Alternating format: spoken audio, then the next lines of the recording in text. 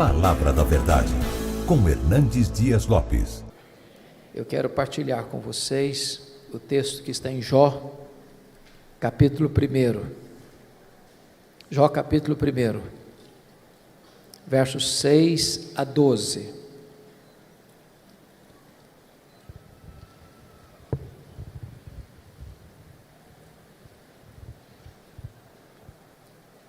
Jó, capítulo 1, 6 a 12.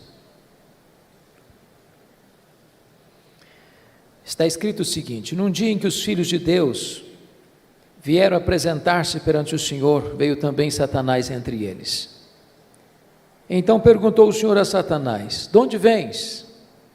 Satanás respondeu ao Senhor e disse: de rodear a terra e passear por ela. Perguntou ainda o Senhor a Satanás: observaste o meu servo Jó? Porque ninguém há na terra semelhante a ele, homem íntegro e reto, temente a Deus e que se desvia do mal. Então respondeu Satanás ao Senhor: porventura Jó debalde ou inutilmente teme a Deus? Acaso não o cercaste com sebe a ele, a sua casa e a tudo quanto tem? A obra de suas mãos abençoaste,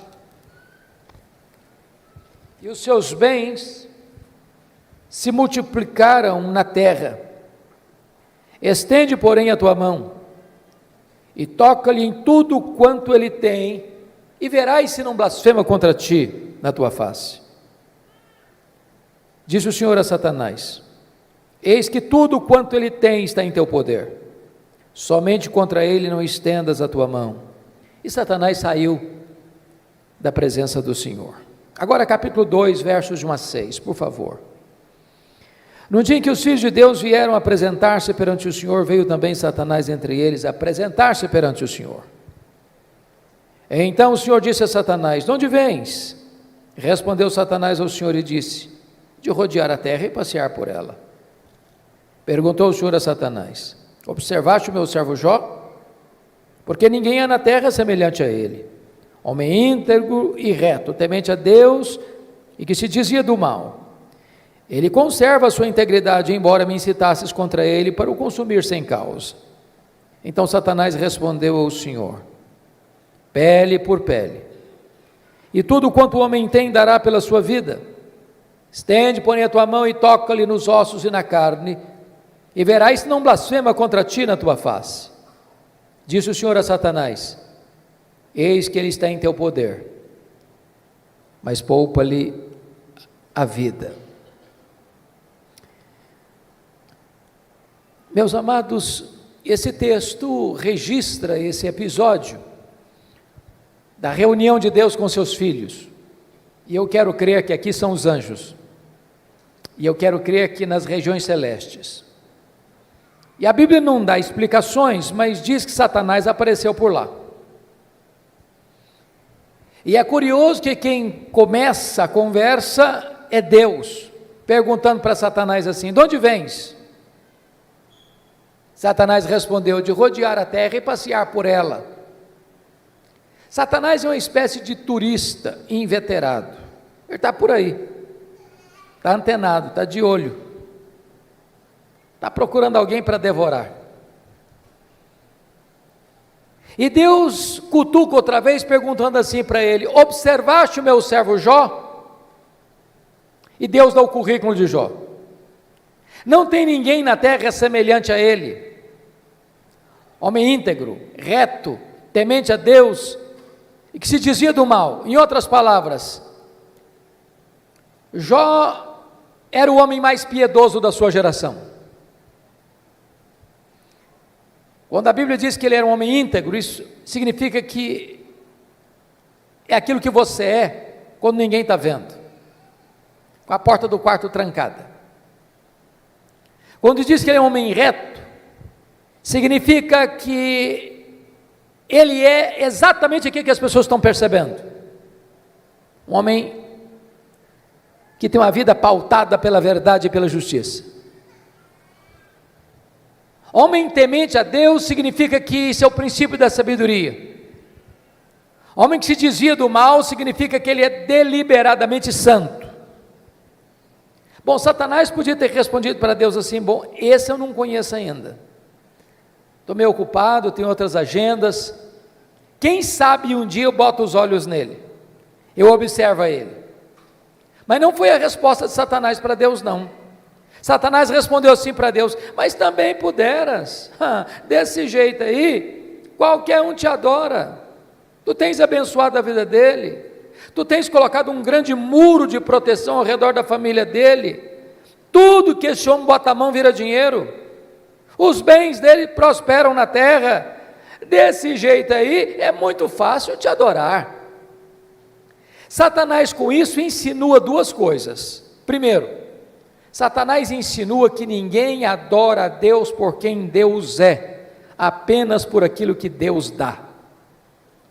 Satanás insinua que Jó só adora a Deus por causa das bênçãos que recebe de Deus e não por causa do caráter de Deus. Satanás insinua que Deus precisa subornar as pessoas com bênçãos para receber delas adoração. Satanás insinua mais, que Jó não é honesto quando ele serve a Deus, que Jó descobriu que religião dá lucro, que é um bom negócio, e que ele só serve a Deus porque com isso ele recebe determinados benefícios que de outra forma não receberia. Com isso, Satanás está levantando aqui duas teses. Primeira tese: ninguém ama mais a Deus do que o dinheiro.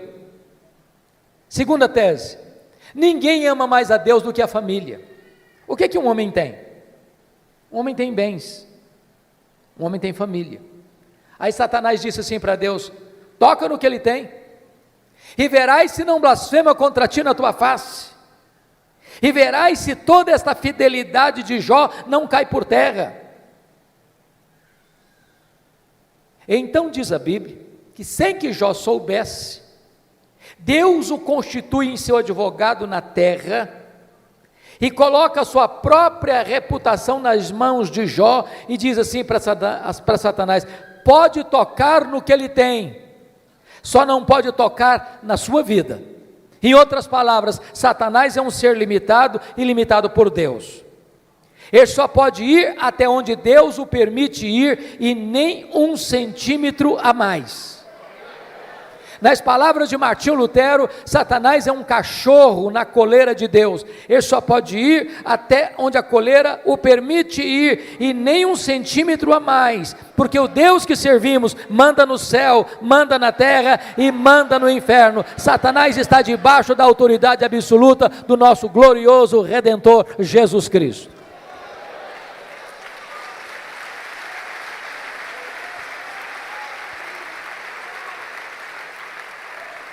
Com a permissão de Deus, Satanás, porém, sai dali para provocar um verdadeiro terremoto na vida de Jó.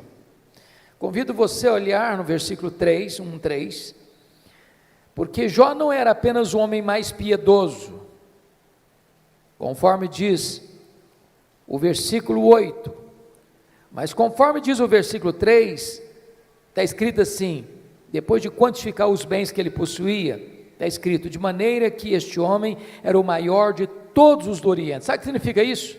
Ele era o homem mais rico da sua geração. Cai um mito aqui: não é pecado ser rico. Você pode ser o homem mais rico e ao mesmo tempo o mais piedoso. O problema não é ser rico, o problema não é ter dinheiro, o problema é o dinheiro nos ter. O problema não é ter dinheiro no bolso, o problema é entronizar o dinheiro no coração. O problema não é o dinheiro, o problema é o amor do dinheiro. Mas não obstante Jó ser o homem mais rico da sua geração, veja você comigo, que nos versos 14, 15 e 16, Satanás vai usar os sabeus, Satanás vai usar os caldeus, Satanás vai usar o fogo, para destruir tudo que Jó tinha de uma maneira abrupta e rápida. O homem mais rico entra em colapso financeiro. O homem mais rico quebra, vai à bancarrota. Bom, você e eu conhecemos gente que por muito menos dá um tiro na cabeça, por muito menos blasfema contra Deus. A grande pergunta é: será que a tese de Satanás era verdadeira? Será que Jó amava mesmo mais a riqueza e o dinheiro do que a Deus? Será que Jó blasfemaria mesmo contra Deus? Será que a tese de Satanás era verdadeira? A resposta, confira comigo, está no versículo 21. Ele diz o seguinte: nu saí do ventre de minha mãe, nu voltarei. Sabe o que ele está dizendo? Eu não trouxe nada para este mundo, não vou levar nada deste mundo, portanto o que eu granjeei entre o berço e a sepultura não é a razão da minha vida. Eu adoro a Deus não por aquilo que Deus dá, eu adoro a Deus por quem Deus é. Eu não adoro a Deus por causa das bênçãos de Deus, eu adoro a Deus por causa do caráter de Deus. E aqui Jó derrota a primeira tese de Satanás. Ele prova que ele ama mais a Deus do que o dinheiro. Mas tem uma segunda tese: ninguém ama mais a Deus do que a família. Se você ler capítulo 1, versículo 5, você vai notar que Jó era um pai exemplar, mesmo sendo muito rico e tendo uma agenda tão congestionada, e mesmo tendo 10 filhos e todos eles adultos, e Jó costura a unidade dos filhos. E há uma coisa curiosíssima aqui, já que nós temos pais e filhos aqui, toda família que tem mais de um filho sabe disso, os filhos não são naturalmente unidos. Quando você vê uma família unida, pode ter certeza, por trás tem um pai e tem uma mãe que trabalha para que os irmãos sejam amigos. Agora, quando tem dinheiro por trás, é mais complicado ainda. Sabe por quê? O dinheiro não tem liga, o dinheiro não tem amálgama, o dinheiro divide, o dinheiro separa. Porque Jó era um pai intercessor, porque Jó era um pai presente, porque Jó era um pai conselheiro, porque Jó era um pai que se preocupava com a salvação e a santificação dos seus filhos. Diz a Bíblia que os seus filhos eram amigos e unidos. Mas no mesmo dia que acontece o colapso financeiro de Jó, ele recebe a mais amarga notícia da vida. Os seus 10 filhos, num dia de festa, na casa de um deles, sofrem um acidente, e todos os 10 filhos de Jó morrem no mesmo acidente. Você já pensou o que é um pai levar para o cemitério todos os seus filhos num único dia? Como é que ele volta de lá? Como é que ele recomeça a vida? Como é que ele se levanta do luto? Como é que ele reconstrói seus sonhos? Será que Jó blasfemaria contra Deus? Será que a tese de Satanás era verdadeira? Será que ninguém de fato ama mais a Deus do que a família?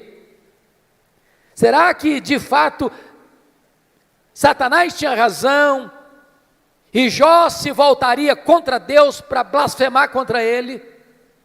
A resposta está no capítulo 1, versículo 20, confira comigo aí. Diz o texto que logo que Jó recebe essa notícia, ele se levanta, rasga o seu manto, rapa a cabeça, lança-se em terra e disse: o Senhor Deus deu, o Senhor Deus tomou, bendito seja o nome do Senhor. Ele prova que ama mais a Deus do que a família.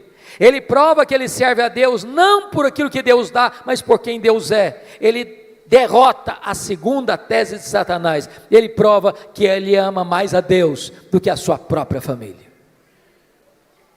Mas agora vem o capítulo 2. E novamente Deus está lá com seus filhos, e Satanás aparece por lá. E é curioso que é Deus quem começa de novo perguntando do mesmo jeito: de onde vens? Satanás respondeu assim: de rodear a terra e passear por ela. Sabe o que significa isso? Satanás está dizendo o seguinte: estou fazendo o que eu sempre fiz, não mudei minha agenda, estou por aí, estou de olho, estou antenado, estou procurando uma brecha, estou procurando alguém para devorar. E Deus pergunta de novo: observaste o meu servo Jó? e dá o currículo de Jó sem alterar uma vírgula. Não tem ninguém na terra semelhante a ele, homem íntegro, reto, temente a Deus, que se dizia do mal. E Deus diz: me incitasses contra ele para o destruir sem causa, mas ele permanece íntegro. Sabe o que Deus está dizendo para Satanás? Satanás, suas teses são mentirosas, suas teses são falsas. Você diz que ninguém ama mais a Deus do que o dinheiro e do que a família, pois Jó provou que me ama mais do que ao dinheiro, provou que me ama mais do que a família. Jó derrotou as suas teses, Satanás. Então Satanás levanta uma terceira tese: pele por pele, e tudo que o homem tem dará pela sua vida. Toca-lhe nos ossos, toca-lhe na carne, e verás se não blasfema contra ti na tua face. A terceira tese de Satanás é essa: ninguém ama mais a Deus do que a si mesmo. Sem que Jó soubesse, mais uma vez Deus o constitui em seu advogado na terra e diz para Satanás: pode tocar nos ossos dele, pode tocar na carne dele, só não podes tirar a vida dele. Satanás ainda é um ser limitado e limitado por Deus. Ele só pode ir até onde Deus o permite ir, e nem 1 centímetro a mais. Satanás sai dali, diz a Bíblia, e coloca uma doença maligna em Jó, do alto da cabeça à planta dos pés. Este homem que já está falido e enlutado, agora fica doente. Seu corpo vira uma chaga aberta, uma ferida viva. Bolhas de pus começam a se formar no seu corpo. E diz a Bíblia que Jó precisa morder nessas bolhas de pus para aliviar sua dor. Sua pele vai ficando necrosada. Ele não consegue comer, ele não consegue dormir, ele não consegue ter alívio. Esse homem vai ficando magro, magérrimo, macérrimo, de couro furado pelas costelas em ponta. O seu corpo cheira mal, as pessoas passam, as pessoas praguejam, as pessoas cospem, as pessoas cortam volta dele, até os mais próximos, até os familiares vão desistindo dele, vão abandonando a ele, e ele fica rendido na sua desdita, precisa pegar um caco, talvez de telha, para raspar a sua pele necrosada. Esse homem não tem mais o que sofrer. Nesta hora, diz a Escritura, que a sua mulher se aproxima dele e pergunta: ainda conservas a tua integridade, Jó? Amaldiçoa a Deus e morre, acaba com isso, tenha pelo menos coragem e dignidade de tirar a sua vida. E ele responde para ela: tu falas como uma louca, tendo nós recebido o bem de Deus, não receberíamos também o mal? Está escrito que em tudo isso Jó não pecou contra Deus com os seus lábios. Ele reprova a terceira tese de Satanás, ele prova que ama mais a Deus do que a si mesmo, ele prova que ele serve a Deus não por aquilo que Deus dá, mas por quem Deus é, não por causa das dádivas de Deus, mas por causa do caráter de Deus. Mas aí confira comigo, capítulo 2, versículo 11, vem os amigos, Elifaz, Bildade e Zofar, combinaram ir condoer-se de Jó e consolá-lo. Diz o texto que, levantando-se de longe os olhos, não reconheceram Jó, e ergueram a voz e choraram. Cada um rasgou o seu manto, lançava-se pó ao ar sobre a cabeça. Sentaram-se com Jó na terra 7 dias e 7 noites, e nenhum lhe dizia palavra alguma, pois viam que a sua dor era muito grande. Então eu faço uma pergunta a vocês: esses 3 amigos, de fato eram amigos de Jó?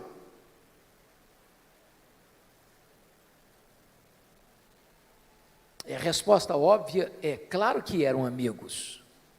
Eu faço uma pergunta a você: alguma vez você já recebeu alguma visita assim? Quando você estava passando um momento difícil, pessoa que vem de longe, 7 dias, sentado com você no chão, sem abrir a boca, chorando ao ver o seu sofrimento? Você já fez a alguém alguma visita dessa natureza? Mas qual era o problema desses homens então? O problema desses amigos de Jó, que num dado momento eles deram uma de teólogos. Eles começaram a cogitar, desenvolveram uma lógica cartesiana de causa e efeito, e eles pensaram assim: para Jó estar sofrendo, ele deve ter feito alguma coisa errada, mas para Jó estar sofrendo muito, ele deve ter feito muita coisa errada. Mas eles não só pensaram, eles falaram. Mas eles não só falaram, falaram para Jó. E assacaram contra Jó os mais pesados libelos acusatórios, chamaram Jó de louco, chamaram Jó de adúltero, chamaram Jó de ladrão, falaram para Jó que ele roubou os órfãos e as viúvas, por isso que ficou rico, falaram para Jó que por ser ele um homem louco, Deus havia matado os seus filhos, e eles foram massacrando Jó, eles foram cravando Jó com as suas setas venenosas, e eles foram colocando Jó debaixo de um rolo compressor, e eles massacraram este homem de Deus. Sabe o que Jó fez? O que você e eu faríamos? Jó começa a perguntar para Deus: por que, meu Deus? Por que eu estou sofrendo? Por que a minha dor não cessa? Por que eu não morri no ventre da minha mãe? Por que eu não morri ao nascer? Por que os seios da minha mãe não estavam murchos de leite para eu morrer de fome? Por que o Senhor não me mata de uma vez? Jó levantou aos céus 16 vezes esta mesma pergunta: por quê, por quê, por quê, por quê, por quê? Jó levantou aos céus 34 queixas contra Deus.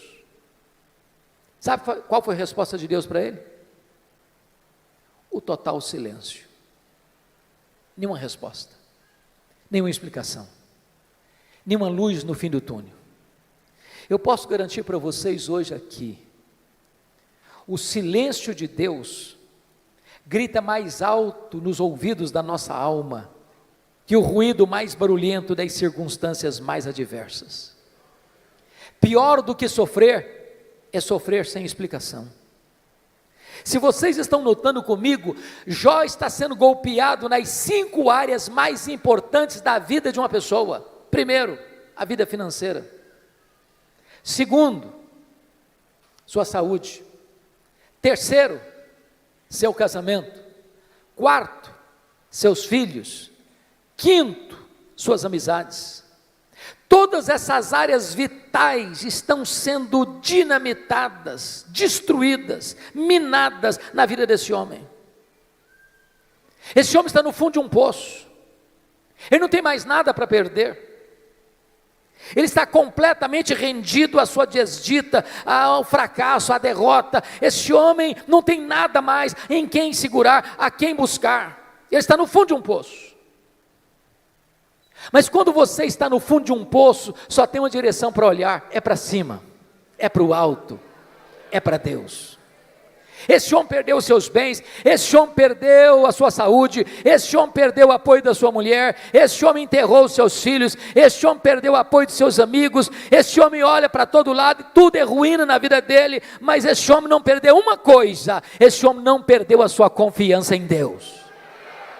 E quando ele está no fundo do poço, ele arranca de dentro da alma um brado de esperança, ao dizer: mais uma coisa eu sei, é que o meu Redentor vive, e por fim, eu vestir este meu corpo de pele, eu verei o meu Redentor. Pode vir momentos difíceis, pode vir momentos de perda, pode vir momentos de luto, pode vir momentos de angústia e dor na sua vida, mas Deus jamais deixará você desamparado. Ele sustenta você, Ele segura você, Ele ampara você, Ele levanta você. É curioso, irmãos, que quando Jó arranca do peito esse brado de esperança, Deus rompe o silêncio e começa a falar com ele. Mas curiosamente, Deus, ao conversar com Jó, Deus não respondeu nenhuma das 16 perguntas de Jó. Deus não respondeu nenhuma das 34 queixas de Jó. Ao contrário, Deus fez 70 perguntas para Jó. 70. Todas perguntas retóricas, que não dava para responder.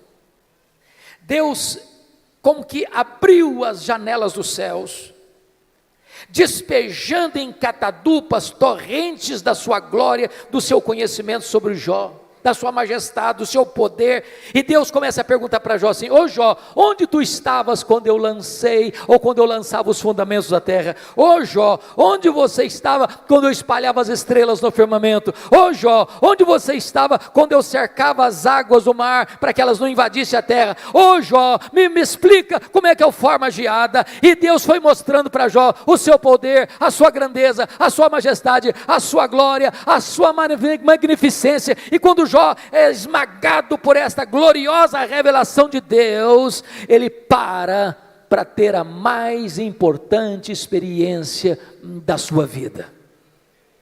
E eu gostaria de contar para você como é que ele teve essa experiência. Então vá comigo agora, por favor, para o capítulo 42 de Jó. Porque aí algumas revelações que mostram a experiência desse homem com Deus, que pode ser nesta noite a sua experiência com Deus. Primeira coisa que Jó reconheceu, quando Deus se revelou a ele, está aí no versículo de número 2. Então respondeu Jó ao Senhor: bem sei que tudo podes. Ele reconheceu a onipotência de Deus. Preste bem atenção nisso. Você e eu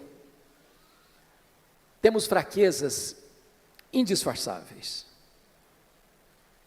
Como o bispo Júlio disse agora há pouco, a gente tem que ler. Crente precisa ler. Quem cessa de aprender, cessa de ensinar. Eu gosto muito de ler, sempre gostei. Passo nas livrarias praticamente toda semana. E você sabe que no Brasil e no mundo, os livros que mais vendem são os livros de autoajuda. E os livros que ensinam você a ficar rico rápido. Eu acho que eu não estou sabendo ler bem esses livros. Mas esses livros de autoajuda dizem assim para você: você é forte, você é um gigante, você tem a força, você tem o poder, há poder nas suas palavras, você é alguém tão poderoso que basta fazer cócegas no seu interior e levantar-se-á daí um gigante. Sabe o que a Bíblia diz? Exatamente o contrário. A Bíblia diz que você e eu somos fracos. A Bíblia diz que Deus conhece a nossa estrutura e sabe que nós somos pó. Então deixa eu provar que você e eu somos fracos. Primeiro, nós temos fraquezas físicas. Ô, gente, querendo ou não, gostando ou não, o tempo vai esculpindo algumas rugas no nosso rosto indisfarçáveis. As mulheres mais espertas do que os homens usam alguns recursos interessantes, como os bons cosméticos, dão uma boa disfarçada. Daqui a pouco, uma boa cirurgia plástica ajuda muito. Mas chega um momento que, ainda que Pitangui ressuscitasse dentre os mortos, não teria jeito mais. As pernas ficam bambas, os braços descaídos, os joelhos trôpegos, os olhos embaçados. E diz os entendidos que cada fio de cabelo branco que brota na nossa cabeça é a morte chamando-nos para um duelo. Eu acho até um exército acampado ao meu redor.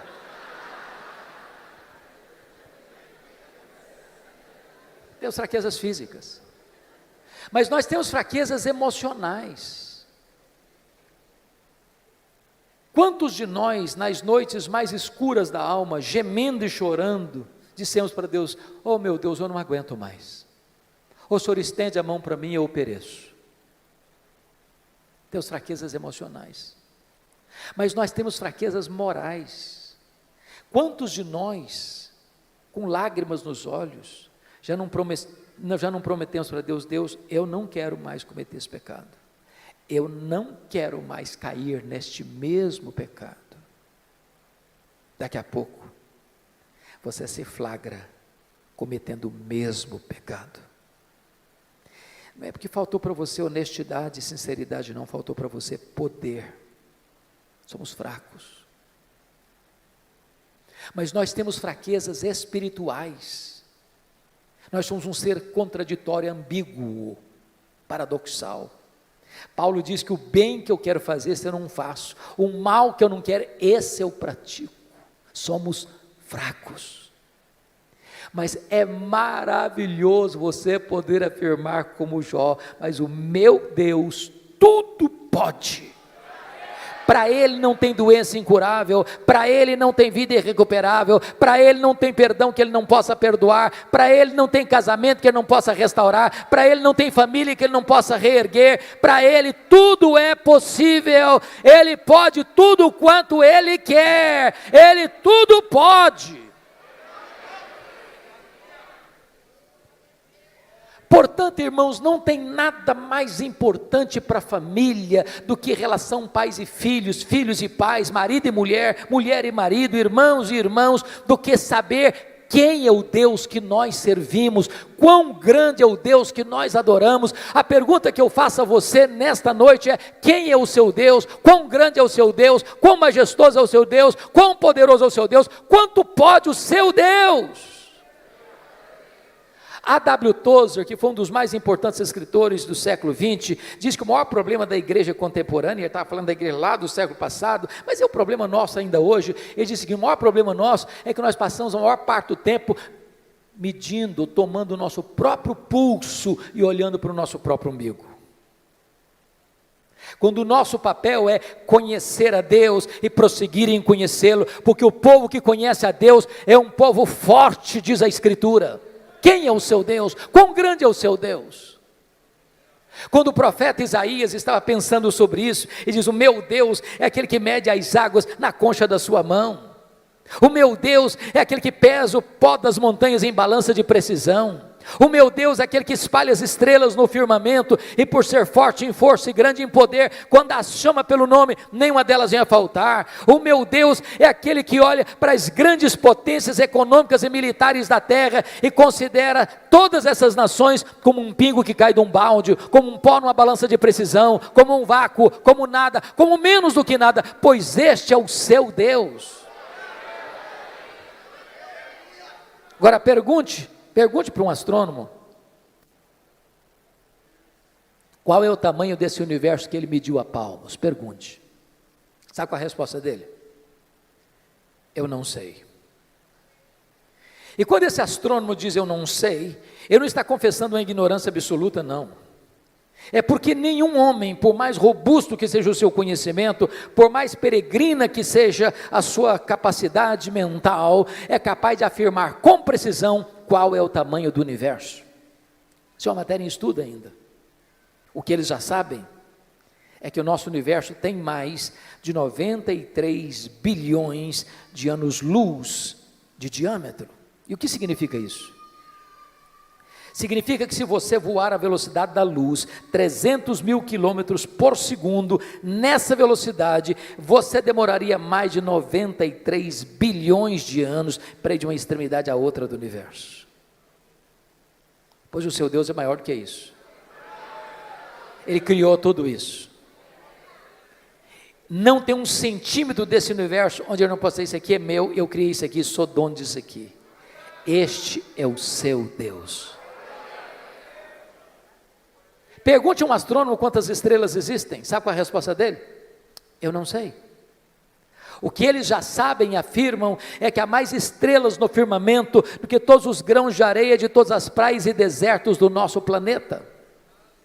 Vá um dia à praia, encha a concha da sua mão de areia, leve para casa, bote numa tábua de vidro e tenha paciência de contar quantos grãos de areia você consegue botar na concha da sua mão.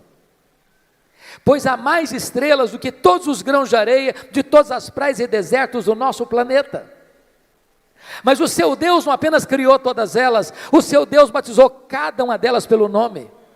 E por ser forte em força e grande em poder, quando as chama pelo nome, nenhuma delas vem a faltar. Este é o seu Deus, Ele tudo pode. A ciência hoje não está pasma mais com o macro-universo, ela está pasma, boquiaberta, com o micro-universo hoje. Você pega uma folha, por mais tenra que ela seja, ela é tão complexa como a cidade de São Paulo. Você pega uma gema de ovo, ela é mais complexa do que qualquer coisa que o homem já inventou. Dr. John Wilson, catedrático de Harvard, uma das maiores autoridades de oftalmologia no mundo, diz que você e eu temos em torno de 2 milhões de fios duplos encapados em cada um dos nossos olhos, e se não for assim, haveria um curto-circuito e nós ficaríamos cegos. Dr. Marshall Nirenberg, prêmio Nobel de Biologia, fez uma das mais importantes descobertas no século passado. Ele descobriu que você e eu somos um ser programado geneticamente, computadorizadamente programados. Ele descobriu que você e eu temos em torno de 60 trilhões de células vivas no nosso corpo. Descobriu mais, que em cada uma dessas células você tem 1,70 m de fita DNA, onde estão gravados e computadorizados todos os seus dados genéticos. Se você espichar a fita DNA do seu corpo, você terá 102 trilhões de metros de fita DNA, você terá 102 bilhões de quilômetros de fita DNA no seu corpo, daria para dar diversas voltas no sistema planetário. Dr. Loy vai dizer mais tarde, códigos de vida não se originam espontaneamente, códigos de vida não se originam de uma explosão cósmica, códigos de vida não se originam de uma evolução de milhões e milhões de anos, códigos de vida foram plantados em você pelo Deus Todo-Poderoso, Criador dos céus e da terra, e este Deus é o seu Pai, é o seu Deus, Ele tudo pode.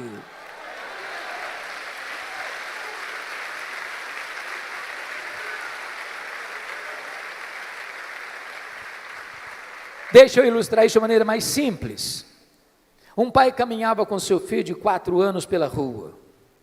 Eu acho que todos vocês concordam comigo que toda criança parece que fez um curso de pós-doutorado em perguntas difíceis. Não conheço ninguém que faça perguntas mais difíceis do que as crianças. E o menino perguntou para o pai assim: papai, qual é o tamanho de Deus? O pai engasgou. Não tinha uma resposta pronta para um menino de 4 anos. Ficou em silêncio. Continuou caminhando. Daqui a pouquinho ele escuta os roncos das turbinas de um avião supersônico lá nas alturas excelsas. O pai diz: filho, olha para cima. Você está vendo aquele avião? O filho disse: sim, papai, estou vendo. O pai perguntou: qual é o tamanho daquele avião, meu filho? O menino respondeu: pequeno, papai, muito pequeno. Estava muito longe. O pai pegou o menino, levou para o aeroporto. Lá tinha um jumbão de mais de 400 passageiros estacionado. O pai chegou bem perto e perguntou: está vendo esse avião, filho? Estou vendo, papai. Qual é o tamanho desse avião, filho? Grande, esse é muito grande, papai. O pai disse: filho, pois Deus é do mesmo jeito. Se você está longe de Deus, meu filho, Deus parece pequeno para você, aí os seus problemas ficam enormes. Mas se você está perto de Deus, meu filho, aí Deus é grande para você, aí os seus problemas ficam pequenos. Agora eu sei que tudo podes.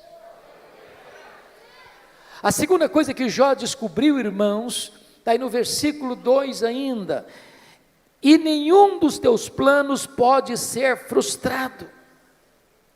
Preste bem atenção nisso. Você e eu não cremos em acaso, você e eu não cremos em sorte, você e eu não cremos em azar, você e eu não cremos em determinismo cego, você e eu não cremos em misticismo, você e eu não cremos em olho gordo, você e eu cremos que a mão de Deus dirige o nosso destino.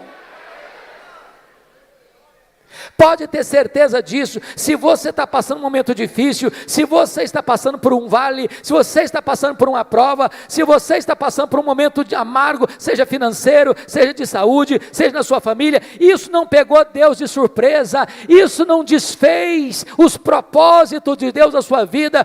Deus está trabalhando por você e não contra você. Sabemos que todas as coisas cooperam para o bem daqueles que amam a Deus. Se Ele está permitindo você passar por uma luta, Ele tem um plano, Ele tem um propósito, Ele vai transformar tudo isso para o seu bem, e você vai ficar mais maduro, e você vai ficar mais parecido com o Senhor Jesus Cristo. Nenhum dos planos de Deus pode ser frustrado. Terceira coisa que Jó vem a descobrir, pelo conhecimento que ele teve de Deus, ele reconheceu sua profunda limitação. Olha o versículo 3. Na verdade, eu falei do que eu não entendia. Coisas maravilhosas demais para mim, coisas que eu não conhecia. Vamos entender isso aqui. Quando alguém está sofrendo, como Jó sofreu, via de regra a pessoa faz duas coisas. Ou se cala, estoicamente, tranca os dentes. Ou fala. Jó falou. Jó se defendeu. Jó se queixou. Jó perguntou. O tempo todo.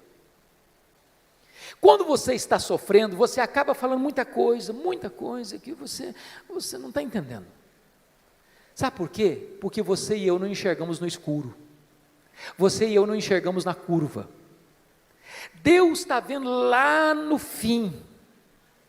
E Ele sabe que as curvas da estrada não tiram o seu alvo de chegar lá no fim.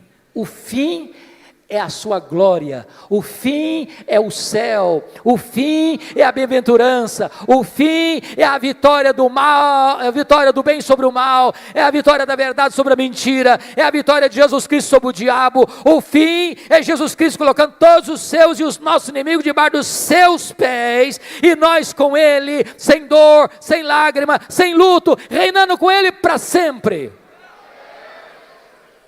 Agora, enquanto você está caminhando, você faz tanta pergunta, você fala tanta coisa, e eu também. Quando Deus começa a se revelar para Jó, mostrar a sua grandeza, o seu poder, sua majestade, o seu controle sobre o universo, sobre todas as coisas, Jó põe a mão na boca e diz: meu Deus, quanta coisa que eu falei sem entender. Sabe qual a lição que eu aprendo aqui? O sábio é aquele que sabe que não sabe. Porque o que você não sabe é muito mais do que o que você sabe. Portanto, se você encontrar uma pessoa que fica arrotando em cima de você muito conhecimento, e que quer passar como aquela pessoa que sabe tudo, conhece tudo, entende tudo, Bíblia, eu conheço de capa a capa. Pode ter certeza, você está perto de uma pessoa que sabe quase nada. Quase nada. É lata vazia que faz barulho. Então deixa eu contar uma ilustração para você. Eu fui criado na roça mesmo. Antes de luz elétrica, de estrada, de carro e tudo mais. Quebrei muito milho no muque. Quem sabe o que é uma roça de milho na hora de colher, seca para colher, sabe muito bem a diferença entre um restolho, que só tem palha e sabugo, e uma espiga boa, granada. A espiga boa, granada, na hora de colher, ela se tomba, ela se curva. O restolho que só tem palha e sabugo, não se curva nunca, fica sempre empinadinho. Então, quando você encontra uma pessoa muito empinadinha, saiba disso, é um restolho, só tem palha e sabugo. Porque é impossível você conhecer a Deus, quem é Deus, sem se humilhar, sem se curvar, sem reconhecer que você sabe quase nada.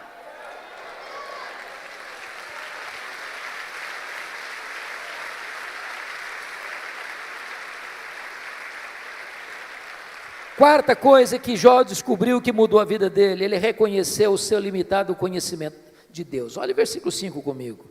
Eu te conheci só de ouvir, mas agora os meus olhos te veem. Irmãos, eu entro em crise com esse versículo. Sabe por que eu entro em crise com esse versículo? Lá no capítulo 1, versículo 8, Deus disse sobre esse homem aí: não tem ninguém na terra semelhante a ele, homem íntegro, reto, temente a Deus, que se desvia do mal. Isso não é rasgação de seda de amigo, não. Quem está dizendo isso é Deus. Deus não tem uma opinião a seu respeito, Deus tem um diagnóstico. Agora, como é que esse homem, que Deus chama do homem mais piedoso da sua geração, pode fazer uma declaração dessa? Oh Deus, eu te conheci só de ouvir, agora os meus olhos te veem. Não parece contraditório? Mas para entender isso, eu vou fazer uma pergunta para você.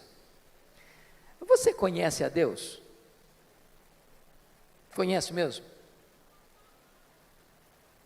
Quanto você conhece? Quanto?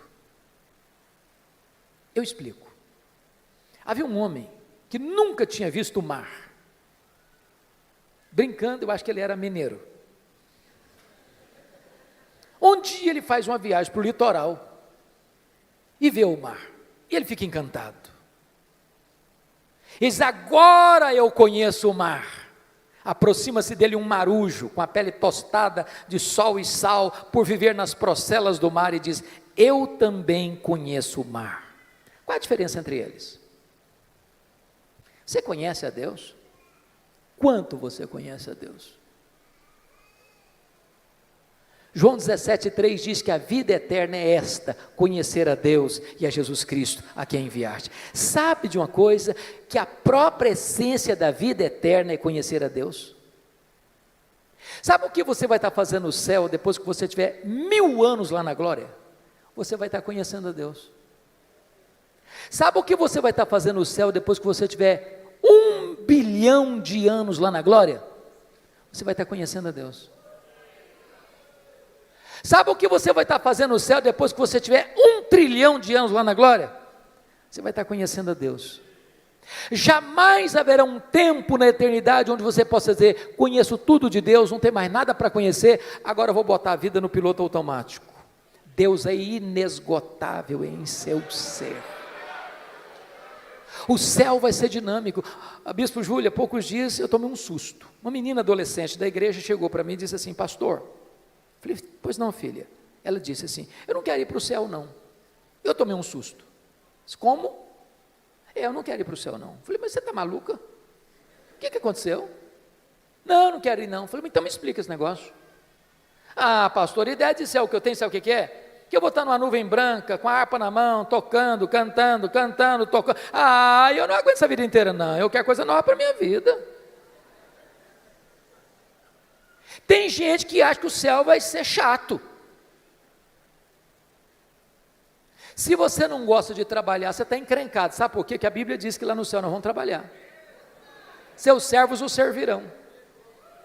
Agora pense comigo que nesse corpo frágil, que fica cansado, que fica doente, que fica velho, que fica caquético, nós conseguimos fazer coisas tão fantásticas, e diz Einstein que nós não usamos nem 10% do nosso potencial.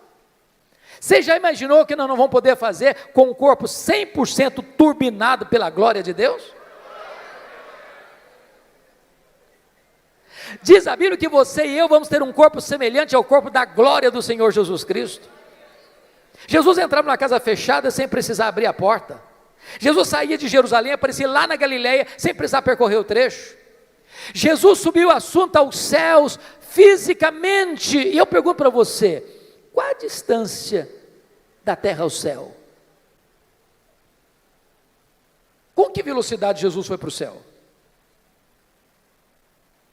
Porque se ele foi para o céu na velocidade da luz, 300 mil quilômetros por segundo, depois de 2000 anos, ele está logo ali na esquina ainda. O que significa isso? A Bíblia diz que nós vamos ser como os anjos, não que nós não vamos ter um corpo, mas significa que nós vamos viver numa nova dimensão. Eu pergunto a você: com que velocidade um anjo vem do céu à terra? Jesus Cristo disse para Pedro lá no Getsemane: guarda essa espada, porque se eu precisasse de ajuda, eu rogaria ao Pai, Ele me mandaria mais de 12 legiões de anjos, mais de 72 mil anjos. Com que velocidade eles viriam? Os anjos não estão mais, não precisam e não estão presos às mesmas leis que nos governam aqui, pois o nosso corpo de glória vai ser assim. Nós vamos estar lá, nós viremos cá, nós subiremos, nós desceremos com a mesma velocidade, porque nós habitaremos novos céus e nova terra, e nós vamos conhecer a Deus, e nós vamos glorificar a Deus, e nós vamos trabalhar para Deus, e nós vamos amar a Deus, e nós vamos fruir a presença de Deus. Agora eu entendo Jó. Agora eu entendo Jó, ele está só arranhando a superfície, e você e eu também, tem muito mais, tem infinitamente mais. Então continua a ordem do profeta: conheçamos e prossigamos em conhecer ao Senhor. A última coisa que mudou a vida de Jó, confira comigo, está no versículo 6. Por isso eu me abomino e me arrependo no pó e na cinza. Ponto. Ponto. Não entendi nada de novo. Muito difícil. Como é que eu vou entender esse homem que o próprio Deus diz que ele é o mais piedoso, está se abominando e se arrependendo no pó e na cinza? Eu esperava uma confissão dessa de um ladrão, de um assassino, mas do homem mais piedoso. É chocante. Explicação. As pessoas que mais lamentam e choram os seus pecados não são as que mais pecam, são as que mais perto de Deus andam. Quem está longe de Deus, irmãos, nem convicção de pecado tem. Quanto mais você conhece a Deus, quanto mais você anda com Deus, quanto mais intimidade você tem com Deus, mais você vê a enormidade do seu pecado e mais você lamenta pelo seu pecado. Pois bem, veja comigo, por favor, agora o versículo 10. Ele é a chave hermenêutica deste livro. Mudou o Senhor a sorte de Jó, quando ele chorava pelos seus amigos, e o Senhor deu-lhe o dobro de tudo quanto antes possuía. Você já fez uma pergunta, por que Deus mudou a sorte de Jó, enquanto este ou quando este orava pelos seus amigos? Você já fez essa pergunta? Por quê? Então deixa eu fazer uma pergunta para provocar. O que você sente quando alguém fala mal de você? Você fica feliz? Você celebra isso? Você chega na igreja e diz, bispo, juro, eu estou tão feliz hoje. O que foi, filho? Estão falando mal de mim, o senhor sabe que isso é uma delícia, eu estou tão feliz com isso. É assim que você reage? O que vocês acham que Jó sentiu, quando seus amigos disseram assim para ele, você é um ladrão, você é um adúltero, você é louco, você ficou rico porque você roubou os órfãos e as viúvas? O que vocês acham que Jó sentiu? Ficou feliz da vida? O que Jó fez? Jó se queixou, se defendeu, e quem se defende, sabe o que tem no coração às vezes? Mágoas, dores, ressentimentos. Sabe o que Deus está falando para esse homem? Meu filho, saia dessa arena da autodefesa, meu filho. Entre, meu filho, na brecha da intercessão. Enquanto você ficar se defendendo, Jó, vai ter mágoa no seu coração, mas quando você começar a orar por esses homens que acusaram você, você vai ficar curado, você vai ficar liberto, você vai ser restaurado. Sabe o que aconteceu? As 5 áreas que Satanás tentou destruir na vida de Jó, Deus restaurou todas elas. Bendito seja Deus. Primeira área que Deus restaurou, confira comigo lá no versículo 16, Deus restaura a saúde de Jó. Depois disso viveu Jó 140 anos, viu seus filhos,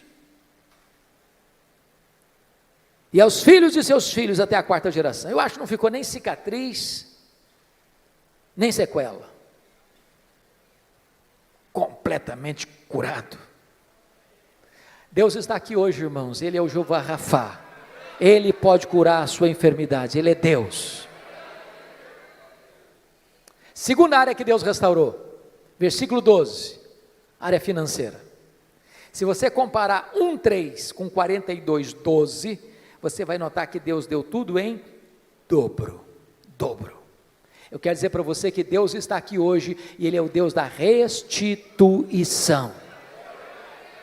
Ele pode restaurar a sua vida financeira, Ele pode levar você mais além na sua vida financeira. Ele é o Deus da restituição.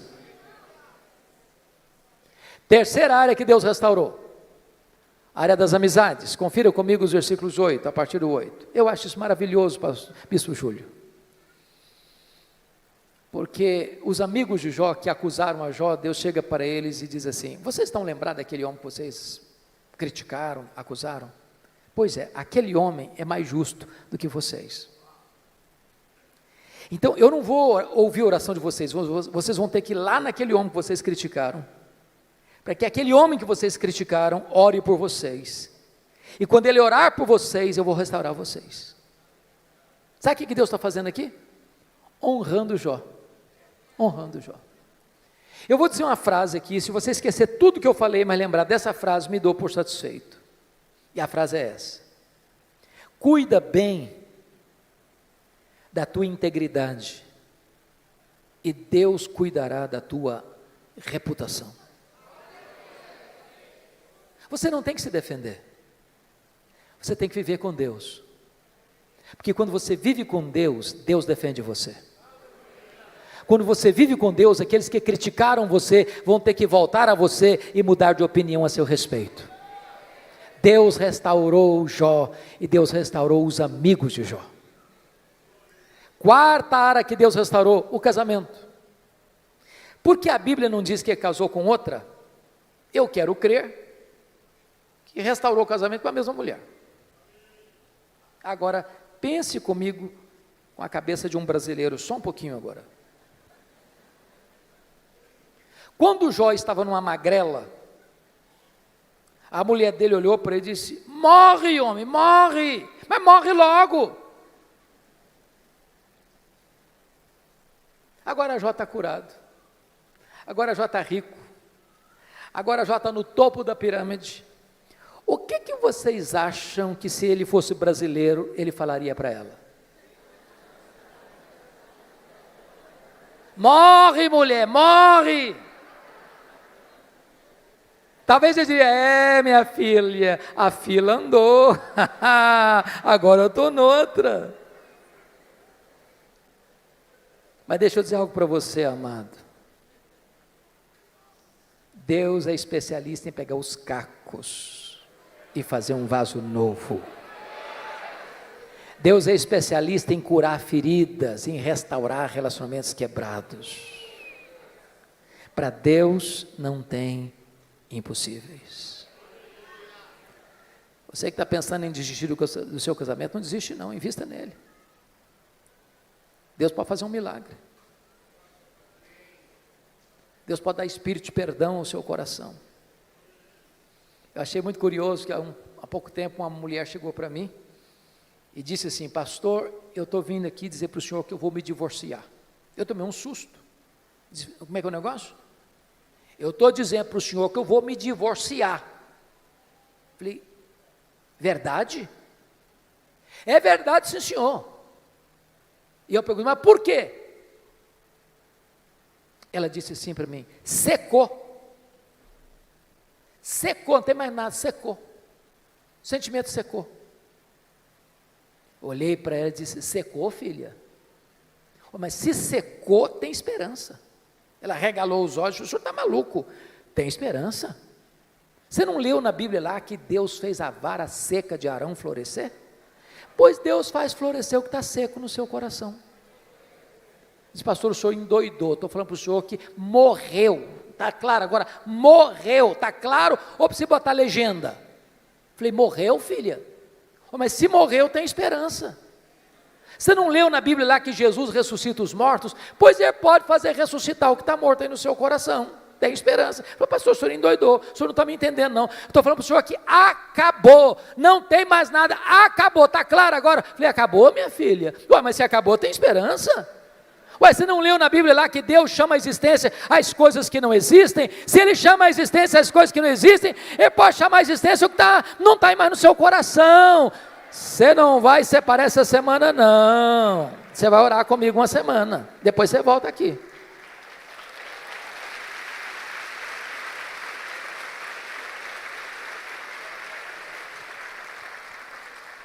Depois de uma semana ela voltou e disse: pastor, acabou. Falei: acabou o quê, filha? A vontade de divorciar. Estou animada, Deus está curando a minha alma e curando meu casamento. Com Deus não há impossíveis. Louvado seja o Senhor. A quinta e última área que Deus restaurou foram os filhos. Você nota comigo no capítulo 1, versículo de número 16, versículo 13, também teve outros 7 filhos e 3 filhas, e Deus restaura. Mas você pode fazer uma pergunta curiosíssima. Pastor, eu não estou entendendo. Se Deus devolveu tudo em dobro, e Jó antes tinha 10 filhos, quantos ele deveria ter agora? 20. Então não foi tudo em dobro.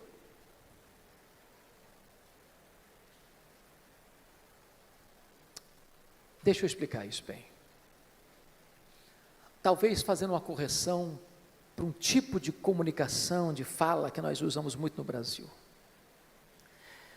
Quando morre alguém na sua casa, na sua família, família de Deus, preste atenção nisso. Quando morre um filho, você não perdeu um filho. Como aquele pai que voltou do cemitério, depois de enterrar o seu filho, e um amigo vai dar um abraço nele e disse: meus sentimentos, eu soube que o senhor perdeu o seu filho. O pai disse: não, senhor, eu não perdi meu filho.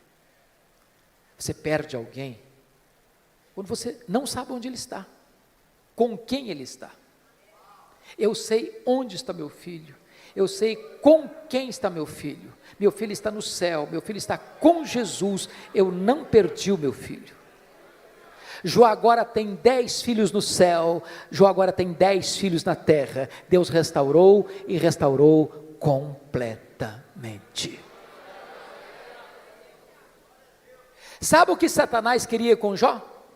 Colocá-lo longe de Deus. Sabe o que Satanás conseguiu? Colocar Jó mais perto de Deus. Sabem por quê? Porque os planos de Deus não podem ser frustrados. Que grande Deus nós temos. A Ele a honra, a Ele a glória, a Ele o louvor agora e pelos séculos eternos. Aleluia. Amém.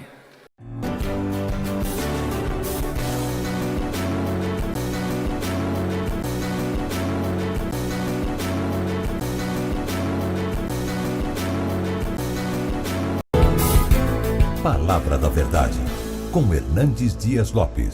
Bendito seja Deus. Irmãos amados, vamos abrir a palavra de Deus no Evangelho de Cristo, conforme o registro de Lucas, capítulo 15. Lucas, capítulo 15.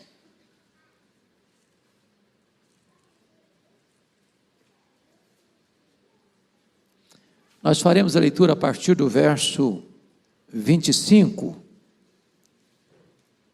até o verso 32. Está escrito: ora, o filho mais velho estivera no campo,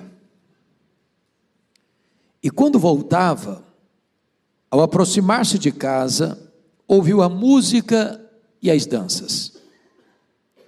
Chamou um dos criados e perguntou-lhe que era aquilo. E ele informou: veio teu irmão, e teu pai mandou matar o novilho cevado, porque o recuperou com saúde. Ele se indignou e não quis entrar. Saindo, porém, o pai procurava conciliá-lo, mas ele respondeu a seu pai: há tantos anos que te sirvo sem jamais transgredir uma ordem tua, e nunca me deste um cabrito sequer para alegrar-me com os meus amigos. Vindo, porém, esse teu filho, e desperdiçou os teus bens com meretrizes, tu mandaste matar para ele o novilho cevado. Então lhe respondeu o pai: meu filho, tu sempre estás comigo, tudo o que é meu é teu. Entretanto, era preciso que nos regozijássemos e nos alegrássemos, porque este teu irmão estava morto e reviveu, estava perdido e foi achado. Meus amados, eu gostaria de forma breve conversar com vocês sobre o seguinte tema: perdido na casa do Pai. Perdido na casa do Pai.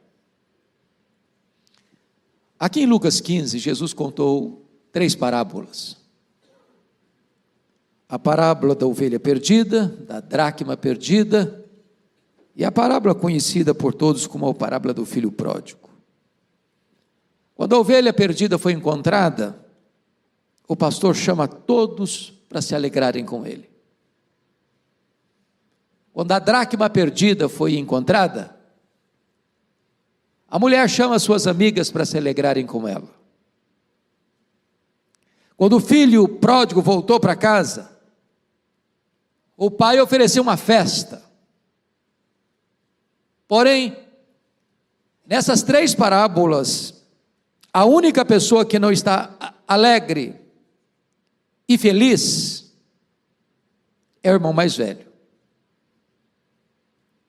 Diz o texto que nesta festa do encontro, nesta festa do resgate, nesta festa da salvação, há uma voz que destoa, porque o filho mais velho está triste, porque o pai recebeu o pródigo com alegria. Ele está irado, porque o pai foi misericordioso com o pródigo que voltou. E ele está do lado de fora de casa, porque o pródigo está do lado de dentro de casa. Aqui, irmãos, há um grande perigo que Jesus adverte. O contexto está bem claro no capítulo 15, versos 1 e 2. Aproximavam-se de Jesus todos os publicanos e pecadores para o ouvir. Está escrito no verso 2: e murmuravam os fariseus e os escribas, dizendo: este recebe pecadores e come com eles. Então, nesta parábola, chamada a parábola do filho pródigo, os escribas e fariseus representam este filho mais velho. Os publicanos e pecadores representam este pródigo, que viveu dissolutamente, mas que se arrependeu, se voltou para o Pai, voltou para Deus, foi perdoado. Então, a grande pergunta hoje: onde entra a foto da nossa vida? Em que moldura? Em que moldura? Do pródigo que voltou? Ou do mais velho? Que, embora vivendo na casa do pai, encerra a história do lado de fora da casa do pai. Então, eu gostaria que nós pudéssemos observar aqui alguns princípios. Primeiro, o filho mais velho vive dentro da casa do pai, mas desobedece os 2 principais mandamentos da lei de Deus. E a pergunta é: quais são os 2 principais mandamentos da lei de Deus? Amar a Deus e ao próximo. O pai na parábola aqui representa Deus. O irmão representa o próximo. Esse filho mais velho, que é uma espécie de retrato dos escribas, dos fariseus, daqueles que se acham melhores, mais justos, mais dignos, eles estão na casa do pai, mas eles estão perdidos na casa do pai, porque não amam. Ele não ama nem o pai, e ele não ama o irmão. Meus irmãos, há um risco muito grande das pessoas estarem na igreja, trabalharem na igreja, serem zelosas com as coisas da igreja. Há o risco de uma pessoa estar na igreja e nunca ter se envolvido com coisa errada, de mundanismo, se perverter moralmente, de se sujar nos pântanos da vida, de ser zeloso com a sua apresentação. Mas tudo isso não passar de uma capa religiosa, de uma tradição religiosa, de um zelo religioso. Fazer tudo isso por tradicionalismo, sem amar a Deus, sem amar o próximo.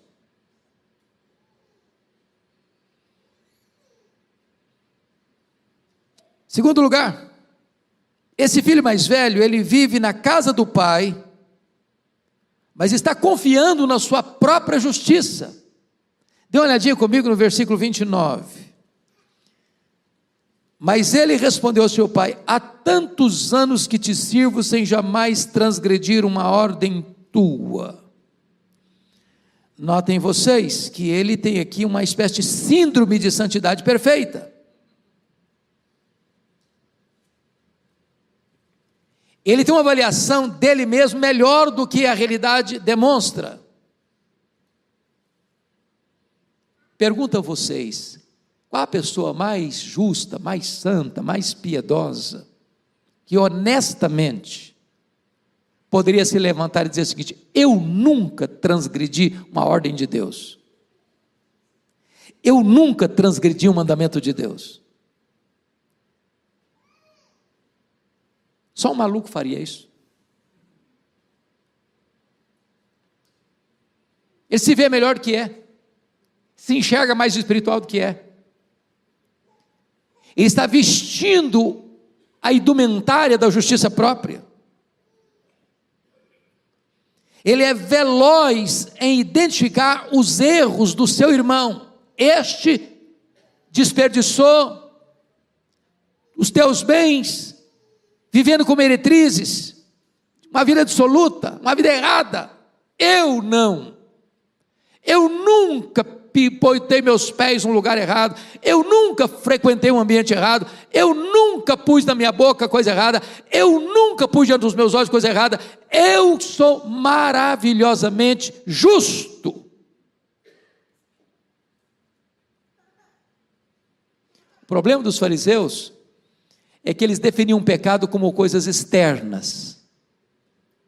É o que eu olho, é o que eu toco, é o que eu ingiro. Mas o pecado é muito mais do que fazer coisas erradas. Tem gente que nunca foi num prostíbulo, mas tem um prostíbulo no coração. Tem gente que nunca foi num antro do pecado, mas o coração está lá. Tem gente que cresce e vive a vida toda na igreja, mas nunca amou a Deus, nunca amou o próximo. Tem gente que se contenta em apenas ser um religioso, mas está confiando nele mesmo. Talvez parecido com o profeta Jonas, que faz a obra de Deus, mas não faz por amor. Faz no ferrão, faz com medo.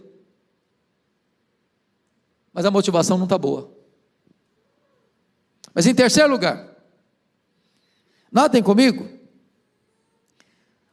o filho mais velho, ele vive dentro da casa do pai, mas ele não é livre. Se você perceber, ele diz: há tantos anos que te sirvo, e a palavra aí é o verbo douléu, de um escravo. De certa forma, esse camarada vive uma vida de peso, de fardo, de obrigação, vive sufocado, gemendo como escravo. Ele não faz por prazer. É um legalismo pesado. Hoje é domingo, eu tenho que ir na igreja. Ah, que coisa, tenho que ir na igreja, porque se eu não for na igreja, como é que vai ser? Puxa vida, eu tenho que ir, eu tenho que trabalhar, eu tenho que fazer. E de repente a vida cristã não é uma festa. De repente ser crente é um peso. De repente parece que andar com Jesus é um pesadelo. De repente você perdeu a alegria de dizer, alegrei-me quando me disseram, vamos à casa do Senhor. De repente você fica escravo, e puxa vida, mas esse pastor está demorado, esse culto está chato, puxa vida, quando é que vai acabar para eu ir embora? Vira uma rotina pesada, sem alegria, sem prazer. Está dentro da casa do pai, mas é um escravo, não é livre. Quarto lugar. O filho mais velho vive na casa do pai, mas ele está com o coração cheio de amargura. Veja comigo aí o verso 29 e 30 de novo. Mas ele respondeu a seu pai, há tantos anos que te sirvo sem jamais transgredir uma ordem tua, e nunca me deste um cabrito sequer para alegrar-me com os meus amigos, vindo porém esse teu filho que desperdiçou os teus bens como meretrizes, tu mandaste matar para ele o novilho cevado. Para ele, quem erra, devia permanecer no erro mesmo, porque não tem chance de recuperação. Ele não tem nenhum prazer em ver o irmão sendo recuperado, estava perdido, foi achado, estava morto, isso não dá prazer para ele. Tem gente que é igual Diótrefes, relatado lá na carta de João.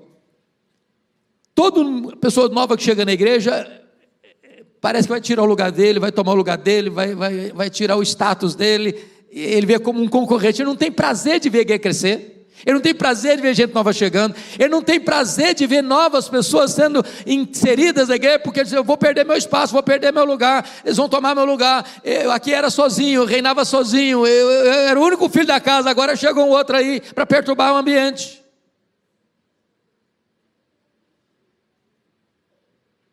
Na sua religião não existia oportunidade de restauração para as pessoas, mas mais, ele se sente injustiçado pelo pai. Olha, eu a vida inteira eu te sirvo, nunca me deste um cabrito para me alegrar com os meus amigos. Agora, esse aí, teu filho, não fala meu irmão não, esse teu filho, não é meu irmão não, esse teu filho, depois que fez a bagunça que fez, o senhor manda matar o bezerro cevado. Bezerro cevado aqui, irmãos, é um símbolo, né? Porque o hábito naquela época é que se mantinha um bezerro criado da melhor forma, para uma ocasião muito especial, de celebração, de festa. Era aquele churrasco de carne maturada, que o cara paga alguns reais a mais, a cada grama que ele compra, porque dizer, esse é o churrasco. E aí o pai resolve matar o bezerro cevado exatamente para celebrar a volta do menino que dispersou todos os bens. Ele se sente injustiçado. Para mim, nem um cabrito, para esse cara aí, o bezerro cevado.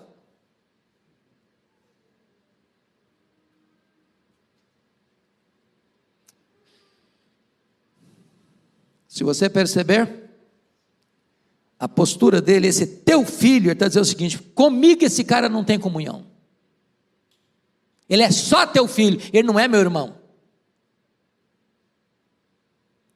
Não há espaço na agenda dele para amar, não há espaço na agenda dele para perdoar, não há espaço na agenda dele para acolher, não há espaço na agenda dele para trazer de volta e dar uma segunda chance. É uma religião legalista, pesada, sem amor, sem graça, sem perdão. Agora, vamos entender uma coisa. O ódio ou a indiferença que o irmão mais velho sente pelo irmão mais novo, pródigo, aos olhos de Deus, não é menos grave do que a vida dissoluta que o irmão viveu. Querem um exemplo? Querem um exemplo? Vá comigo lá para Gálatas, depois você volta para cá, para Lucas. Vai lá para Gálatas comigo, só um pouquinho para a gente ler sobre isso. Gálatas capítulo 5.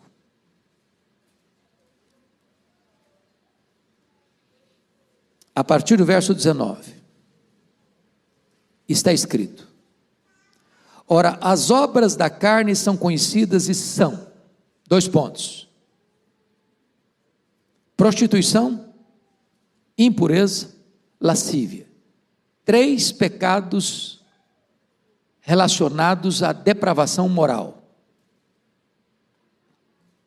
É o pecado que o irmão dele está sendo acusado por ele. Desperdiçou os teus bens com meretrizes. Seguindo a leitura: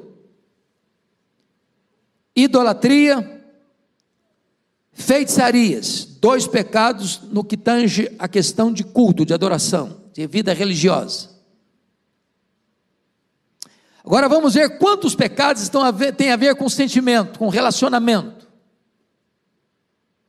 E ele diz aí: inimizades, porfias, ciúmes, iras, discórdias, dissensões, facções, invejas. Depois ele menciona 2 que têm a ver com bebida e comida, bebedice e glutonaria. Em outras palavras, há um peso maior aos olhos de Deus, de relacionamentos truncados, de falta de amor, falta de perdão, destempero emocional, descontrole nas relações, do que vive uma vida dissoluta. O problema é que tem um carimbo: não, esse aqui é mundano, esse aqui está sujo, esse aqui não vale nada mesmo, esse aqui caiu vergonhosamente. Mas o cidadão lá, que é cheio de justiça própria, que está na casa de Deus, está na casa do Pai, está trabalhando e está servindo, mas ele odeia, ele não perdoa, ele chega é problema, e para todo mundo ninguém presta, só ele que é bom. Lá está tudo bem com ele. Está perdido na casa do Pai.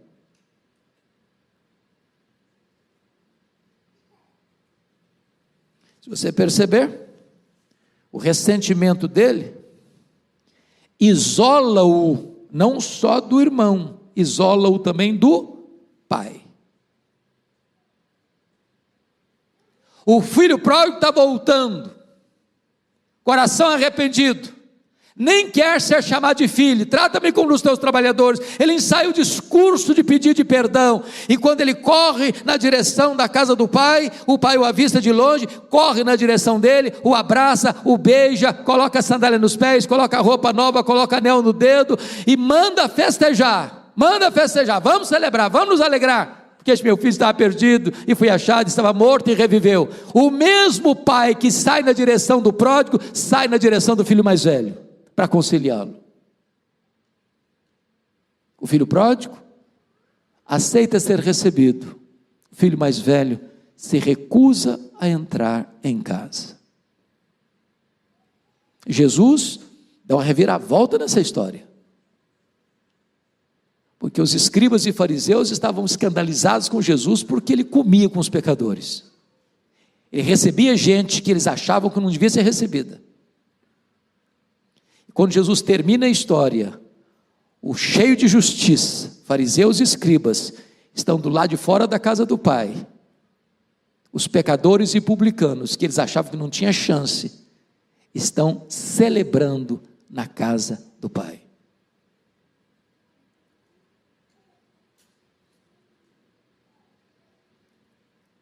Se vocês perceberem comigo, voltando para Lucas 15, notem comigo o versículo 31.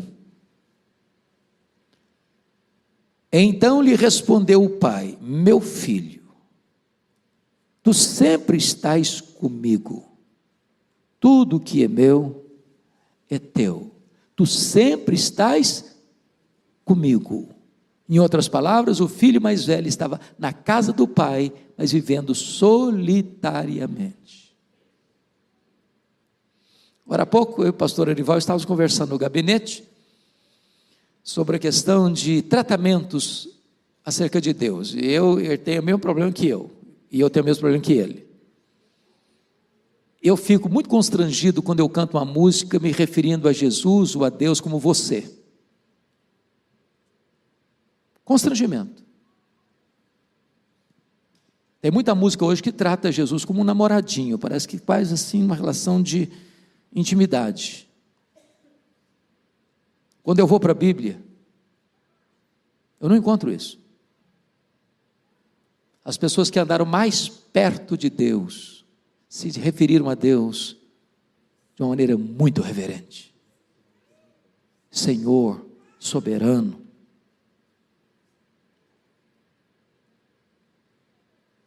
Esse filho está na casa do pai, por outro lado, mas ele não tem comunhão com o pai. Meu filho, eu sempre estive contigo, mas o filho nem sempre esteve com o pai.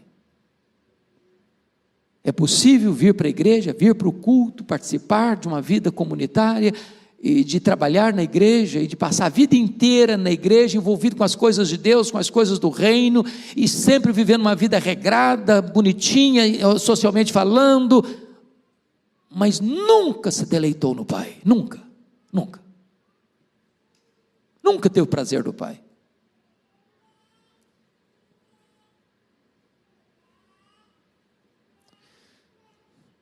Notem mais. Sexto lugar. O filho mais velho vive na casa do pai, mas não se sente dono do que é do pai. Eu fico impressionado com o que o pai diz para ele. Tudo, finalzinho do versículo 31, tudo que é meu é teu.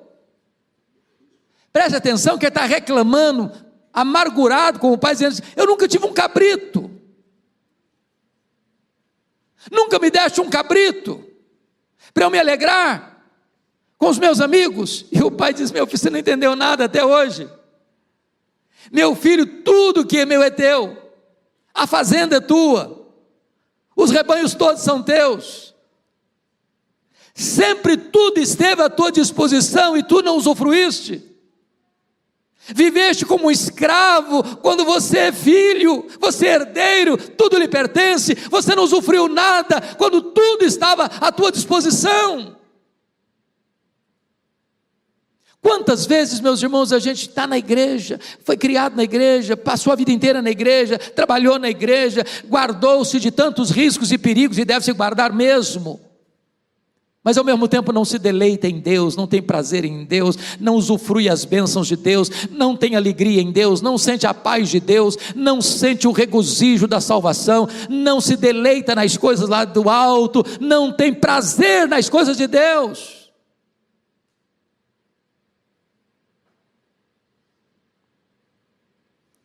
A Bíblia fala que Jesus trouxe para nós vida abundante, a Bíblia diz que Jesus tem água viva, a Bíblia diz que Jesus tem a suprema grandeza do seu poder, a Bíblia diz que nós temos a paz que excede todo entendimento, a Bíblia diz que nós temos uma alegria indizível e cheia de glória, a Bíblia diz que o próprio Deus é a delícia da nossa alma. E quantas vezes o crente está vivendo uma vida assim, murcha, árida, seca, pesada, legalista, perdido na casa do Pai.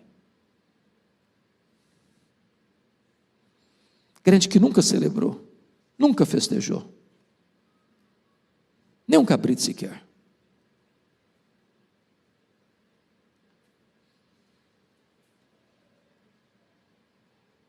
Eu acho que essa ilustração está bem surrada, mas quem sabe alguém não escutou ainda. Daquele cidadão que era muito seguro, assim, dava tchau para as pessoas de mão fechada. Um dia resolveu juntar um dinheiro dele para fazer uma viagem, um cruzeiro. E ele levou a marmita dele, a matutagem dele, para não gastar. Não gastar. Frango com farofa. E ele ficava assim, desesperado, porque tinha banquetes e mais banquetes. E as pessoas se refestelando nas comidas mais saborosas, mais variadas, e ele lá no cantinho, bem escondidinho, comendo um frango com farofa. A viagem demorou mais de uma semana, a comida dele começou a azedar, e ele começou a passar fome. E as pessoas comendo as mais finas iguarias. Até que um dia alguém perguntou, camarada, mas vejo sempre você aí no canto, Você não participa das festas? Você não participa dos banquetes? O que está acontecendo? Falei, eu estou economizando. Eu não tenho dinheiro para comer essas coisas gostosas que vocês estão comendo aí, não. Falei, rapaz, está no pacote. Está no pacote. All inclusive, está tudo incluído, cara. Meus irmãos, tem gente que já fez parte do banquete da salvação, você já tem a vida eterna, você já é filho de Deus, você já é herdeiro de Deus, você já é dono de tudo, e está vivendo como escravo, passando fome, comendo farofa vencida, quando tudo é seu. Meu filho, tudo que eu tenho é seu. Você está reclamando de um cabrito, os cabritos todos da fazenda são tudo teus.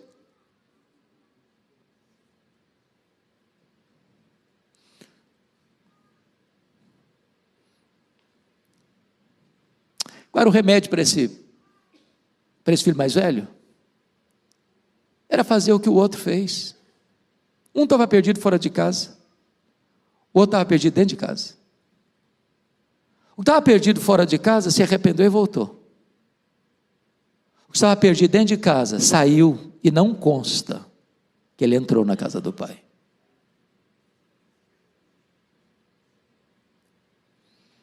Jesus deixou esse suspenso para você e para mim. Jesus não terminou a parábola. Eu não sei se ele entrou, se ele não entrou, se ele ficou do lado de fora. Mas sabe por que Jesus não deixa isso, ou deixa isso em suspenso, ou deixa em aberto, e não diz se entrou ou se não entrou? Porque este filho mais velho está aqui hoje.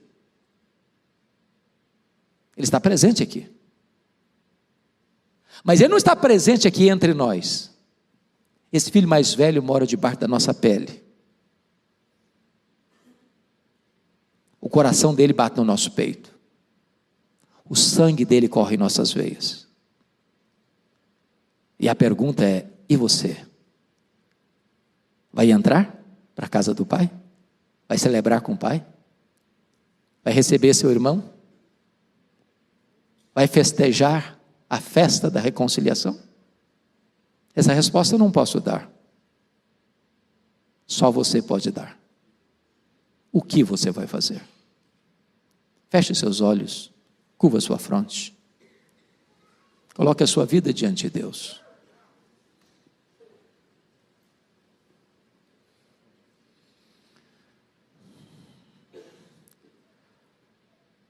Ó Deus, cada um de nós aqui tem um pouco do pródigo, tem um pouco do filho mais velho. Às vezes nós até parecemos com os dois mesmo. Mas a tua palavra nos diz que tu conheces aqueles que são teus. A tua palavra nos diz que tu buscas a verdade no íntimo. A tua palavra diz que tu conheces, não apenas pela aparência, mas tu conheces o coração. Aqui está o teu povo reunido, milhares de pessoas estão conectadas agora, nos mais diversos lugares do Brasil e do mundo. O que nós pedimos, ó Espírito Santo de Deus, tu que sondas, não nos deixes enganados, como aquele filho mais velho estava, confiado na sua própria justiça, sem amar o pai, sem amar o irmão, trabalhando pesadamente como um escravo, sem desfrutar da liberdade, sem desfrutar da provisão, sem desfrutar da comunhão. Por amor do teu nome, Senhor, corrige-nos nesta tarde, para que não corramos o mesmo risco daquele filho mais velho, de estar se resguardando dos males de fora, mas não estar se preservando dos males de dentro. Por amor do teu nome, Senhor, quebra a dureza do nosso coração, para que possamos amar como tu amas, para que possamos acolher as pessoas como tu acolhes, para que nós não coloquemos uma barreira para aqueles que estão chegando, machucados pela vida, mas perdoados pela graça.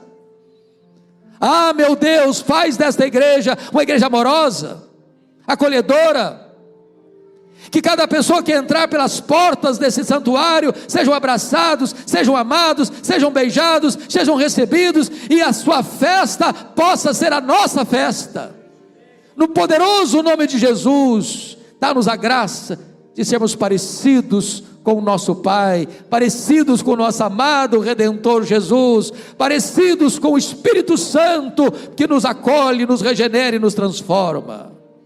Muito obrigado por esta manhã, por esta tarde, Senhor, pela Tua palavra. Nós oramos com gratidão, em nome de Jesus. Amém.